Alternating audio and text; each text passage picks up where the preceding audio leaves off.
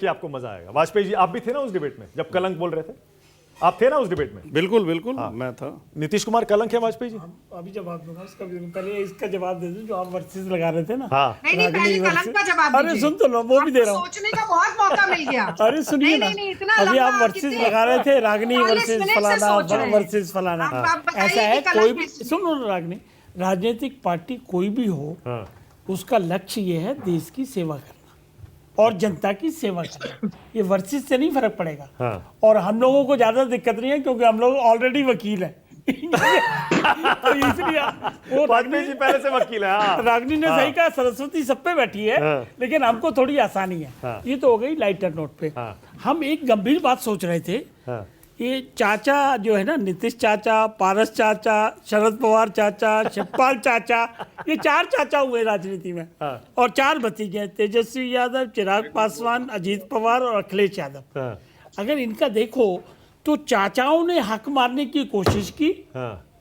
आप नोट कर लो सारी चीजें। हाँ। और ये जो जितने भी भतीजे हैं, हाँ। इन्होंने बाकायदा रिस्पेक्ट देते रहे, चाहे अखिलेश बाबू हैं, चाहे चिराग पासवान है, चाहे तेजस्वी हैं इनके, और चाहे वो अजीत पवार। हाँ। बिहार के दोनों भतीजों को एक साथ ले आओ। मैं क्या कह रहा हूं, मैं कुछ एक और साथ कह- ले आओ दोनों। मैं कुछ और नहीं सुनो सही ना, मैं कुछ और कहना चाह रहा हूँ। मैं ये कहना चाह रहा हूँ कि ये जो भतीजे ज्यादा संस्कारी रहे हाँ। और चाचाओं ने सरेंडर करके उनका हक बच्चों को नहीं दिया, इस विषय पे भी सोचना पड़ेगा।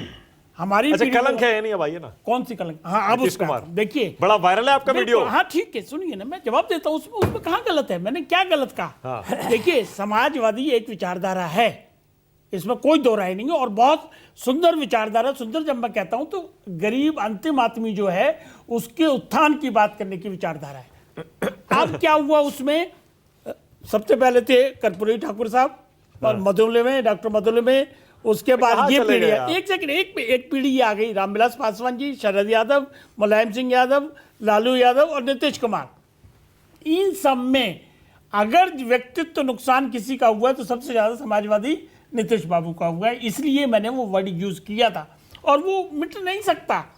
ये पलटी वाली सब बातें कर रहे हैं, वो मिट जाएगा क्या? गठबंधन चलेगा कैसे आपका? गठबंधन आप अलग उनको है। कलंक बता रहे हैं, नहीं, उसी नहीं, गठबंधन में अरे आप भी हैं, सुनिए, नीतीश बाबू भी हैं। सुनिए ना, गठबंधन कैसे जीतेंगे? 40 की 40 कह तो दिया मैं आपने। उसका जवाब भी देता हूँ ना साथ साथ। मैंने पहले जवाब दिया कि व्यक्तित्व का जो धब्बा लग गया वो हटेगा नहीं। हाँ। बिल्कुल नहीं हट सकता। तो फिर कैसे जीतेंगे? आप नंबर 2, देखिए, मानक आप जी, चूंकि एक सेकंड, मेरी प्रतिक्रिया जरूर लीजिए, इसलिए कि कई ऐसे सवाल चूंकि हैं क्या है कि जिस पर अलायंस मुझे का कुछ हिस्सा कहना है। जरूरी है। अरे रुको तो सही ना, अब तो सब अलायंस का हिस्सा जो है, तो अलायंस का धर्म हमको निभाना होगा।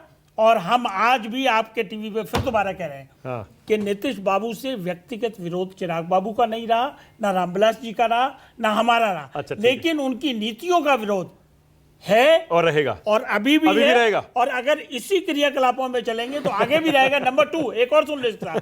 और अब हम क्या करने वाले हैं? हम ये करने वाले हैं कि सेंटर को भी पकड़ने वाले हैं और राज्य को भी पकड़ने वाले हैं, नीतीश बाबू को, कि ये कमियां हैं, इसको ठीक करिए आप। सेंटर को भी आप पकड़ेंगे? बिल्कुल क्या पकड़ेंगे। बात है। और ये डबल इंजन की सरकार का फायदा मिलेगा, और बिहार आज की तो जनता 40 में से 40 फ्रंट फुट पर खेल रहे हैं कि वाजपेयी कुछ दिनों से। क्लोजिंग